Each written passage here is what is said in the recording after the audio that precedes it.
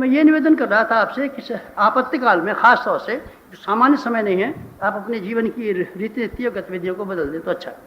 और ये इसके लिए क्या करना पड़ेगा, आपातकाल की वजह से भी आपको करना चाहिए था और आध्यात्मिक जीवन की वजह से भी ऐसे करना चाहिए था कि अपने भौतिक जीवन की महत्वाकांक्षा को कम करें, जितने कम में गुजारा हो सकता हो, जितने कम पैसे में, जितना कम समय में, उसमें अपना गुजारा कर ले और बाकी सारे का सारा समय है श्रेष्ठ कामों के लिए, आध्यात्मिक कार्यों के लिए, आपत्तिकालीन क्रियाकलापों के लिए, समय की मांग के लिए पूरा कर दें। ये नीति अगर आपकी समझ में आ जाएगी तो फिर मैं कहता हूँ बात रास्ता आपका साफ हो और आपकी उन्नति का रास्ता खुल गया और जो चीज़ें आप चाहते थे उसकी मिलने की गारंटी हो गई। मिल जाएगी, मिल जाएगी, सिद्धियाँ भी मिल जाएंगी, सिद्धियाँ भी मिल जाएंगी बेटे, सिद्धियाँ भी मिल जाएंगी, सिद्धियाँ भी मिल जाएंगी। अपने आप को बदल दिया था सूरदास ने, अपने आप को बदल दिया था, बिल्व मंगल से सूरदास हो गए थे, भगवान उनको इसी जीवन में मिले। तुलसीदास जी ने अपने जीवन क्रम बदल दिया था, उनको भगवान इसी जीवन में मिले थे। वाल्मीकि ने अपने जीवन क्रम को बदल दिया था और देख उनको उसी जीवन में मिले थे। बुरे से बुरे आदमियों में से जिन्होंने अपने जीवन के क्रम को बदल दिया उनको भगवान मिले थे, और जीवन के क्रम को जिन्होंने हेरफेर नहीं किया, जीवन के हेरफेर को नहीं किया, भगवान के ऊपर जाल फेंकते रहे। जाल कैसे फेंकते हैं, जैसे आप फेंकते हैं। आप क्या करते रहते हैं, जाल फेंकते रहते हैं भगवान के ऊपर। जाल कैसा गया था, जिसमें मछली पकड़ी जाती हैं, चिड़ियाँ पकड़ी जाती हैं। आप कभी हनुमान जी को पकड़ना चाहते हैं, कभी संतोषी माता को पकड़ना चाहते हैं, कभी देवी को पकड़ना चाहते हैं, कभी खोड़ियार माता को पकड़ना चाहते हैं। आजा खोड़ियार माता, कैसे आ जाऊँ, खा जाए एक नारियल। अच्छा अभी आई नारियल खिला देना। हाँ हाँ माता जी अभी खिलाते हैं, आप नारियल लीजिए, फिर आपका सफाई हम कर देंगे। आपके पास जो माल मता है हमको दे आना और नारियल हमको दे देंगे। अच्छा ऐसे करेंगे, हाँ बेटे असली दोस्ती तो यही है। तो क्यों हमें क्या लेकर चलते हैं, आपको हम खिला देते हैं बकरा, तो बकरा खा करके आपकी भी ऐसी पिटाई होगी जैसी हमारी पिटाई, तो हम और आप दोनों पिटाएंगे। हाँ लोभी गुरु लालची चेला, ये देवी और ये भगत दोनों ही मरेंगे और दोनों ही पिटेंगे। अनैतिक देवी और अवांछनीय देवता बेटे ये फैला रहा है। ये अज्ञान में से मैं छोड़ना चाहता हूँ। मैं चाहता हूँ कि आप इस जंजाल में से बच जाएं तो ज़्यादा अच्छा है, इस अज्ञान में से आप निकल आए तो अच्छा है, इस शक्ति के अपव्यय में से आप बच जाएं तो अच्छा है। तो मैं क्या चाहता हूँ, मैं चाहता हूँ कि आपके सामने स्पष्ट एक रूपरेखा अध्यात्म की हो, शांति की हो, भगवान के प्यार की हो, सिद्धियों की हो, चमत्कारों की हो, जीवन की सार्थकता हो तो काम चल जाए। आप ये काम करना, ये आपत्ति धर्म है। आपत्ति धर्म में अपनी व्यक्तिगत महत्वाकांक्षा को आप जितना ज़्यादा कम कर सकते हो करना, तो आप उसी सीमा के आप ब्राह्मण हो जाएंगे, उसी सीमा के आप संत हो जाएंगे। जिस सीमा के आप संत हैं, जिस सीमा के आप ब्राह्मण हैं, उसी सीमा के हिसाब से, उसी मर्यादा के हिसाब से, उसी गड्ढे के हिसाब से आपको भगवान की कृपा मिलेगी, देवताओं को सहायता मिलेगा, सिद्ध पुरुषों का सहयोग मिलेगा, और जो भी आप चाहते हैं वो सब चीज़ मिलेगा। अपना व्यक्तित्व को विकसित करने के लिए ये आपत्ति काल में खास तौर से, सामान्य समय में सामान्य रूप से, आपत्ति काल में विशेष रूप से मैं आपसे निवेदन कर रहा था। तो आप क्या निवेदन कर रहे थे, मैं ये निवेदन कर रहा था, इस जमाने में युग निर्माण जैसे महान कार्य के लिए, जलती हुई आग को बुझाने के लिए और उज्जवल भविष्य की संभावना को बढ़ाने के लिए समय दे। महाकाल ने समय मांगा है, आपसे समय मांगा है। आपसे क्या मांगा है, समय मांगा है। आपसे क्या मांगा है, समय मांगा है। तो गुरु जी हमारे पास समय कम है। हाँ बेटे बिल्कुल आपके पास समय नहीं हो सकता, कम क्या, मैं सोचता हूँ बिल्कुल नहीं हो सकता।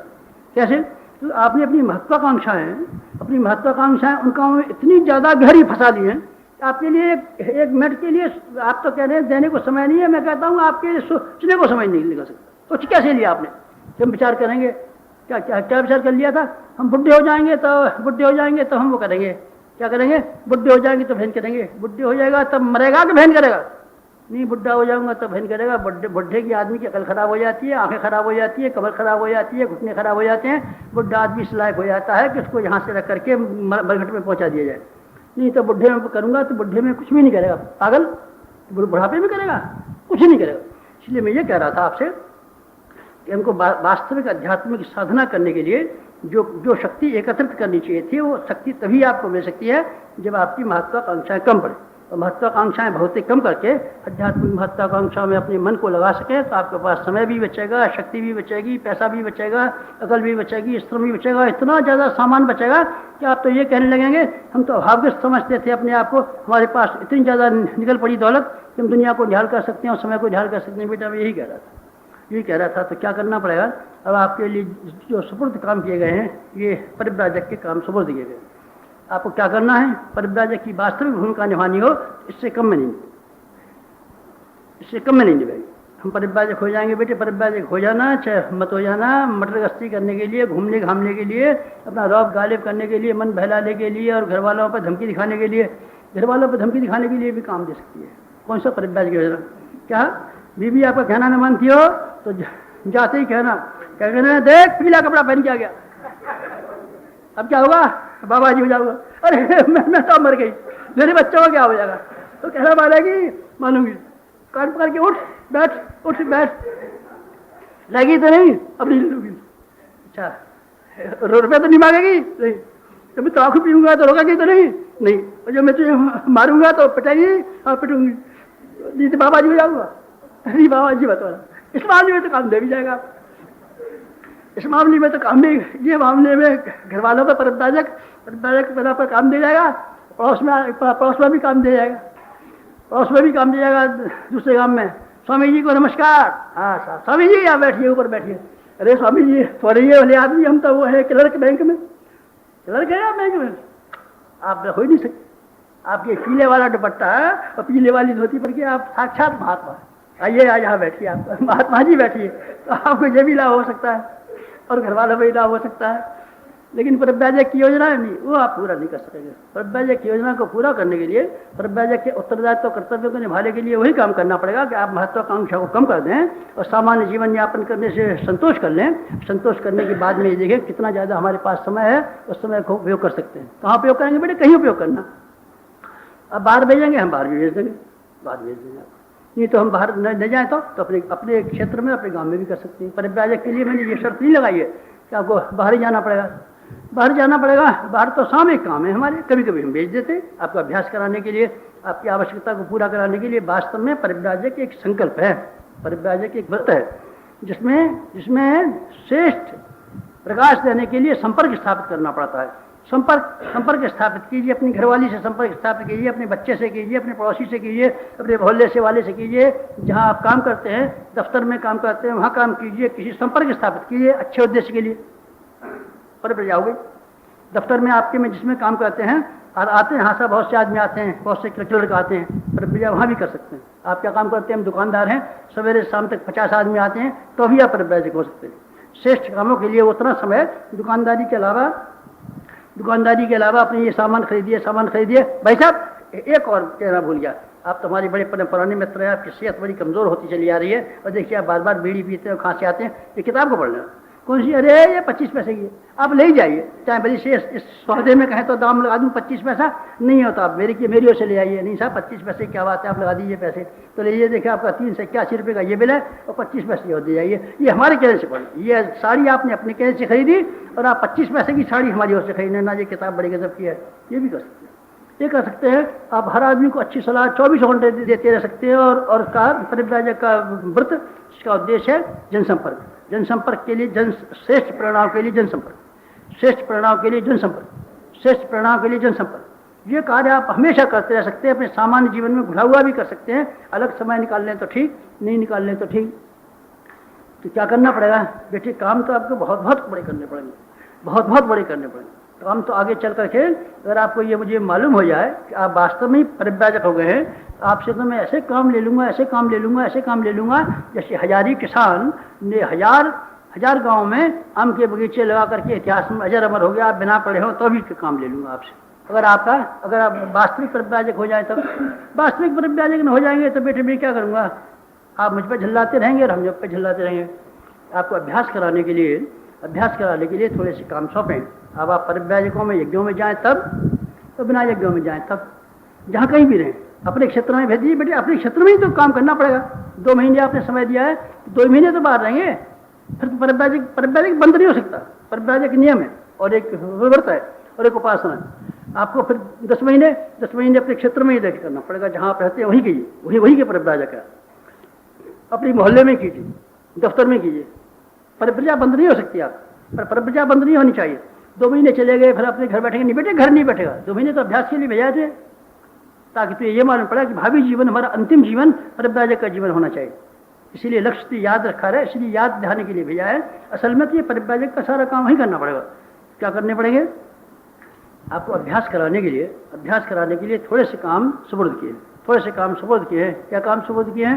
आप चाहे यज्ञों में जाएं, चाहे अपने घर रहें, चाहे अपने दफ्तर में रहें, चाहे कहीं रहें। अभी फिलहाल का जो हमारा पहला वाला कार्यक्रम है 10 हिस्सों में हमने बांट दिया है। आप 10 बातें करना। आप जहाँ कहीं भी जाएंगे तो हम आपसे ये नहीं पूछेंगे आपके यज्ञ में कितनी थी भीड़, हम तो ये 10 सवाल पूछेंगे और ये पूछेंगे इन 10 सवालों में आपने कितनी सफलता प्राप्त की और इसके लिए कितना प्रयास किया। कितना प्रयास किया, सफलता मिले चाहे नहीं भी मिले, चलिए, पर आपने कितना प्रयास किया 10 सवालों के लिए। बस ये हमारा मूल प्रश्न है। समयदान जो आप देने वाले हैं, इस युग की सबसे बड़ी मांग समयदान। समयदान के बारे में क्या करना चाहिए, 10 सूत्री कार्यक्रम है, उसको आप समझ लें, उसको पूरा करने की कोशिश करें तो बात पूरी हो सकती है। क्या क्या? पहले आप हर जगह जाइए, अपने आप से 100 बार कहिए और दूसरों से भी कहिए, हर हाल से कहिए कि ये युग जो है युग बदल रहा है और ये आपत्तिकाल है। आपत्तिकाल में भगवान ने प्रत्येक जागृत आत्मा से समय मांगा है, समय मांगा है, समय मांगा है, समय मांगा है, समय मांगा है। हर एक से आपको समय मांगा है। इस समय में अगर आप समय दे पाए तो ये हीरे की बराबर है, मोती की बराबर है, जवाहरात की बराबर है।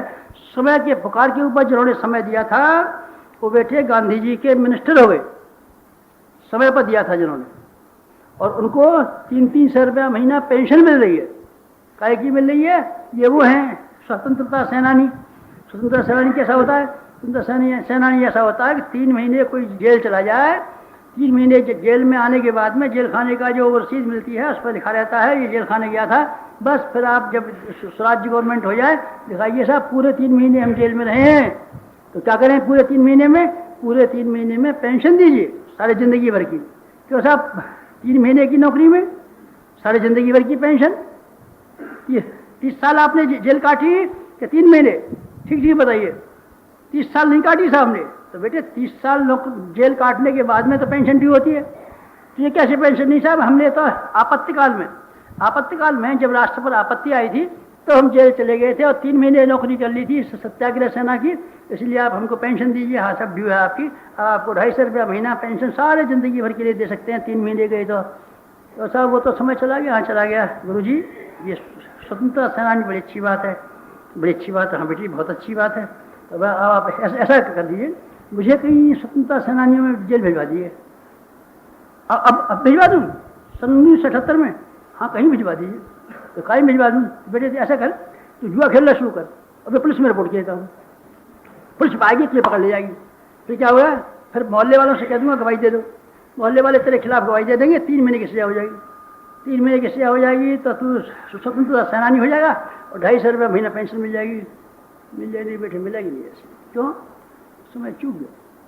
समय जेल जाने का भी समय था, अब समय कहाँ है? अब बेटे समय है, ये युग बदल रहा है।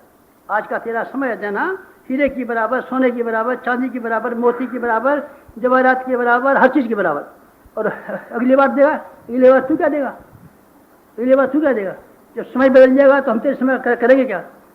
फिर समय की जरूरत नहीं पड़ेगी। बेकार की भविष्यवाणियाँ करना तो मुझे नापसंद है, पर मैं 2 भविष्यवाणियाँ कह देता हूँ कि लोगों में बहुत तबाही आई, संसार में बहुत तबाही आएगी, और तबाही के लिए आपको राहत के लिए काम करना पड़ेगा, राहत के लिए काम करना पड़ेगा। इसलिए आपको व्यक्तिगत महत्वाकांक्षाएं कम करनी चाहिए। तबाही आएगी, क्यों तबाही आएगी?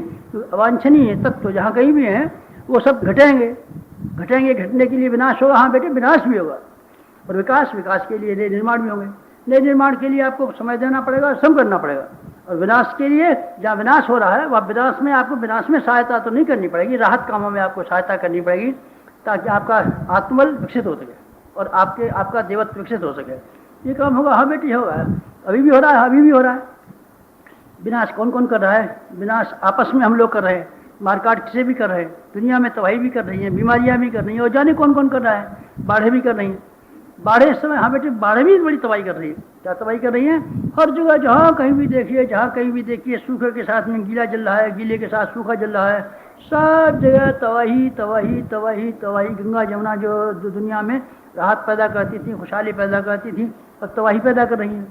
कहाँ से बेटे? वहाँ से चला जा, कहाँ से? यहाँ से हरिद्वार से चला जा और आगे चला जा, बनारस चला जा, कलकत्ते की रिपोर्ट है, कहाँ पानी सारे बंगाल में फैला रहा है। यहाँ से लेकर के सब जगह फैल गया है।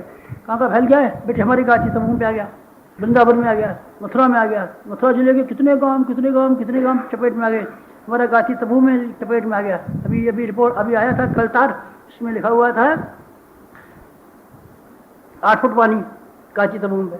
इसका अर्थ है जहाँ हमारा मंदिर था वो, और नीचे वाले प्रेस वगैरह और जो कागज़ के गोदाम थे, नीचे किताबों का जितना भी दफ्तर था, प्रेस वगैरह था, वो सब पानी में डूबा हुआ होगा, अभी तक सब डूबा हुआ है। यहाँ से हमने कल तार आया था, यहाँ के सब आदमियों को हटा दिया है, हटा करके घिया मंडी में खंडित कार्यालय में सब भेज दिए। जितने भी आदमी रहते थे सब आजकल घिया मंडी में रह रहे हैं, खंडित कार्यालय में रह रहे हैं। यहाँ कोई भी आदमी रहता नहीं है, ताला हमने डाल दिया है कि सब में पानी भरा हुआ पड़ा है, जाने का रास्ता ही नहीं है। जाएंगे कैसे? जलाएंगे, जलाने को ईंधन नहीं पहुँच सकता, फिर खाना पकाएंगे कहाँ से? इसलिए घिया मंडी में नहीं आया है, इसलिए वो गाची तबहू के सब कार्यकर्ता वहाँ गए टाइम में। अभी आया था तार आया। तार में तो एक नमूना बता रहा था आपसे, तबाही की बात कह रहा हूँ। तबाही को कितने हजारों गाँवों में क्या क्या हुआ होगा, आपने फोटो देखे नहीं है, टेलीविजन देखा नहीं है। गाँवों के गाँव, गाँवों के गाँव, गाँवों के गाँव, सारी इमारतें शुरू से आखिर तक डूब गई। जो कल मालदार आदमी थे आज भिखारी हो गई, आज कहाँ डोल रहे हैं? रोटी किसी के पास नहीं है, किसी कपड़ा नहीं है। अब ये दूर हो जाएंगी तो इसके बाद में फिर जीविका का प्रश्न उत्पन्न होगा, जीविका के बाद में बीमारी का प्रश्न उत्पन्न होगा। बीमारी आएंगी जरूर, इतनी बाढ़ के बाद बीमारी नहीं आए, जरूर आएंगी। तो पानी खराब हो जाएगा, ये हो जाएगा, तो क्या काम करना पड़ेगा? बेटी आपत्तिकाल है, रात कामों में लगना पड़ेगा। नहीं हम तो पैसा कमाएंगे, बेटा कमाएंगे, बेटे को इनकम टैक्स ऑफिसर बनाएंगे, अपना महल बनाएंगे, बंद कर, ये बनाएंगे ये बनाएंगे, निकल राहत कामों की। भगवान ने राहत कामों में क्या नुकसान पहुंचाने वाला हमको मालूम नहीं, पर हर जागृत आत्मा से ये कहने वाला है, आप क्या जहाँ पीड़ा हो वहाँ सहायता कर सकते हैं। इसमें आपकी आत्मा की परीक्षा है और आपके वर्चस्व का इम्तिहान है कि आप ऐसी मुसीबत में भी जहाँ कितना बैठे रहेंगे, पत्थर जैसे बैठा रहेगा, कुछ मदद नहीं करेगा। नहीं, हमारे भीतर कोई हृदय नहीं है, और हमारे भीतर दिल नहीं है, और हमारे भीतर आत्मा नहीं है। आत्मा न होने की वजह से हम वही काम करेंगे जो जानवर करता रहता है। जानवर कहता रहता है पैसा कमाएंगे, बेटा बनाएंगे, पैसा कमाएंगे, बेटा बनाएंगे, मकान बनाएंगे, पैसा कमाएंगे, बेटा बनाएंगे, मकान। तो जाहिल, तेरे हृदय दया धर्म भी है कहीं? नहीं, दया धर्म तो नहीं है हमारे भीतर। हम तो मालदार बनेंगे, अमीर बनेंगे, मालदार बनेंगे, अमीर बनेंगे, बेटे को अमीर बनाएंगे, हम अमीर बनेंगे, बेटे को अमीर बनाएंगे, हम अमीर बनेंगे, यही करेगा और कुछ करेगा? जागृत आत्मा को समय ने आपत्तिकाल ने पुकारा है, आप राहत कार्यों के लिए मत कीजिए। राहत कार्य केवल बाढ़ के नहीं हो सकते। पीड़ा और पतन इस जमाने में अभी और फैलेगा, अभी और फैलेगा। बाढ़ें आएंगी, बाढ़ेगी नहीं कहता हूँ बेटे, मैं पीड़ा की बात कहता हूँ, पतन की बात कहता हूँ, पतन की बात कहता हूँ। पतन से राहत दिलाने के लिए आप देखते नहीं है गुंडागिर्दी कैसी बढ़ती चली आ रही है, दूसरे काम कैसे बढ़ते चले आ रहे हैं। आपको हर जगह राहत की जरूरत है और अपने व्यक्तिगत महत्वाकांक्षा कम करने की जरूरत है। और आपको निर्माण के कार्य, निर्माण के कितने काम करने पड़ेंगे? निर्माण का एक काम करना है, कोई 1 लाख काम करने, 1 लाख काम करने, फिर आप क्यों नहीं होते? कराएं किससे? कहाँ है ईंटें? ईंटों से मकान बनाए, काय से बनाए? नहीं, जो कब भवन बनाइए बेटी, काय से बनाए? कहीं ईंटें दिखाई पड़ती हैं? हाँ, ईंटें हमें लाइए, दिखाइए सही। ये तो बालू की ईंट है, बालू पे दुआ पड़ेगा, जो फैल के लग पड़ जाएगा। व्यक्तित्व कहाँ है तेरा? चरित्र कहाँ है? खेल बनाता है, तमाशा बनाता है, तमाशबीन है तू तो। वो है क्या नाम है, भाड़। भाड़ कैसे होते हैं? भाड़ ऐसे होते हैं जो कभी राजा बन जाते हैं, कभी मंत्री बन जाते हैं, कभी बीवी बन जाते हैं, कभी रानी बन जाते हैं। तो कौन है? भाड़ है। परिव्राजक हूँ? परिव्राजक नहीं, भाड़ है। कभी परिव्राजक बन जाता है, कभी चोर बन जाता है, कभी राजा बन जाता है, कभी देवी बन जाता है, कभी कौन बन जाता है। कैसे बना में बोल, कैसे युग निर्माण करें? जहाँ भी हाथ डालते हैं मिट्टी दिखाई पड़ती है, जहाँ भी हाथ निकालते हैं बालू दिखाई पड़ती है, जिस किसी पे हाथ दिखाई पड़ते हैं बालू दिखाई पड़ती है। बालुओं से हम कैसे मकान बनाए? बालू नहीं चाहिए हमको, पत्थर चाहिए और ईंटें चाहिए। ईंटें और पत्थर बनने के लिए आपको क्या करना पड़ेगा? ये आपके इम्तिहान की घड़ियाँ हैं, आप राहत कामों के लिए लगें एक, और आपको निर्माण कार्यों के लिए ईंट और चूने की भूमिका निभाएं। ये क्या काम करने का? ये प्रत्येक व्यक्ति के लिए समय इसी के लिए मांगा है। समय, युग ने समय मांगा है। गांधी ने कभी समय मांगा था, राम ने कभी समय मांगा था, कृष्ण ने कभी समय मांगा था। हम आपसे समय मांगते हैं। अगर आपके पास समय हो, समय नहीं है, समय तो है तेरे पास, दिल नहीं है। समय तो बहुत है तेरे पास, पहाड़ के बराबर है। एक चीज कम है तेरे पास, उसका नाम है दिल। मच्छर जैसा दिल, मक्खी जैसा दिल, चूहा जैसा दिल, आदमी जैसा दिल अगर तेरे पास रहा होता तो युग में समयदान की मांग के लिए किस तरीके से मना करता? समय किसके पास कम है? एक आदमी के पास लाइए जो ये कहता है समय हमारे पास कम है। कैसे समय कम हो सकता है? समय तेरे पास कैसे कम हो सकता है? किसी के पास समय कम नहीं। केवल केवल दिलेरी की कमी है, केवल साहस की कमी है, उदारता की कमी है। उदारता और दिलेरी अगर पैदा कर सके तो बेटी हमारी बात बन जाए। एक काम हर एक से कहना, अपने आप से 100 बार कहना और एक एक बार औरों से भी कहना। जो कोई भी जागृत आत्मा दिखाई पड़े उससे कहना व्यक्तिगत महत्वाकांक्षा को आप कम कीजिए। और महाकाल ने एक ही निमंत्रण भेजा है, 24 जब का निमंत्रण नहीं भेजा है, 24 जब का निमंत्रण नहीं भेजा है, समय की मांग का निमंत्रण भेजा है। समय निर्माण कार्यों के लिए, राहत कार्यों के लिए, पाप और पतन, पीड़ा और पतन से लोहा लेने के लिए और संवर्धन, सत्प्रवृत्तियों का संवर्धन करने के लिए, योगदान देने के लिए और दुष्प्रवृत्तियों से संघर्ष करने के लिए और सत्प्रवृत्तियों से सहयोग देने के लिए। दोनों पक्ष है, दोनों हाथों से भगवान ने दोनों हाथ से पुकार किए हैं। अगर आप कर सकते हो तो करना। यहाँ से जाने के पश्चात काम क्या करना पड़ेंगे? काम तो आपको शुरू के अभ्यास करने के लिए, शुरू के प्रारंभिक अभ्यास करने के काम बताए हैं। अभी आप बड़े काम, हम बड़े काम बताएंगे आपको। जैसे गुरु ने हमारे ने जैसे जैसे हमारा व्यक्तित्व और हमारी मजबूती बढ़ती चली गई है वैसे वैसे बड़े काम सौंपता गया है।